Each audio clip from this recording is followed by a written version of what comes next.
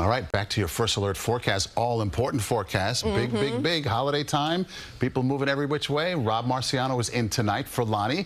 How are we looking? A lot of action, right? We had a fast-moving day today with the rain in the morning and then quickly turning to a really gorgeous day in the afternoon with temperatures well above average and a beautiful night. So we'll start with that. Let's start with the good news and beautiful evening out there.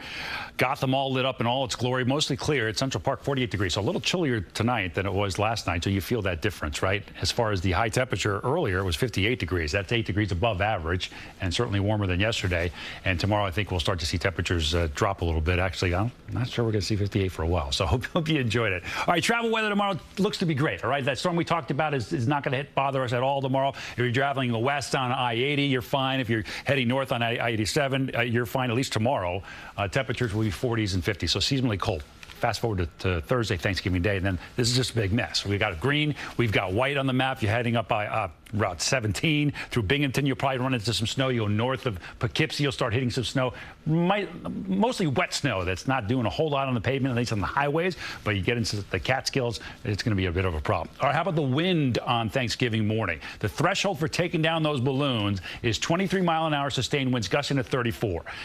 I don't think we'll get there, so we'll be fine. 11 sustained, 23, and I think this is pretty aggressive. So I think the balloons will be fine, but it's going to be really wet and raw, a raw, wet day. So if you're heading out to the parade, just dress for it, embrace it, and embrace tomorrow too. You'll need the sunglasses until later on in the day, and then by tomorrow night, the clouds begin to come in. Again, I think the rain will hold off for the inflation of the balloons, and then look at that. Already just after midnight, Scranton's going to get into some snow. I think some of our suburbs, north and west, we'll see a little bit of snow to start, probably while you're asleep, and then changing over to rain and some really heavy rain. Look at that pulse coming in right around 11:30. That's right when Santa's coming down 6th Avenue. I think, yeah, his fursuit's going to get a little bit wet there. We've got clearing out, though, quite nicely for Friday. And then the bigger story is going to be not just the rain, which is beneficial, of course. We need it. We're still well over 7 inches below average. But I think it's going to be the cold. Look at some of these numbers. Come Friday, the bottom drops out for the wind chills, 20 into the 20s. This is by far the coldest air of the season. And we're going to wrap up November in such a fashion. Colder story tonight, 40 degrees, not quite as cold as those numbers, but certainly chillier than what we saw last night. 50 degrees, great getaway weather tomorrow. Chilly, but it's mostly quiet.